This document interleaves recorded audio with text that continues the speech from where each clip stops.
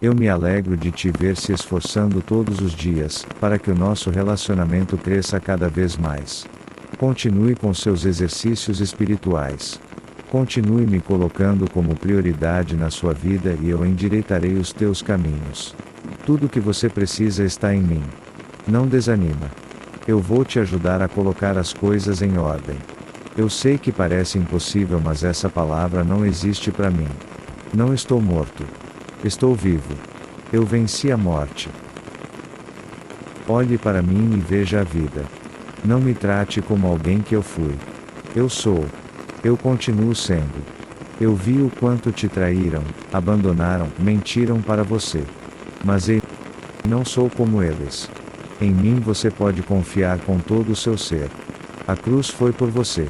Não é sobre merecimento, é sobre a minha obediência e a graça do Pai.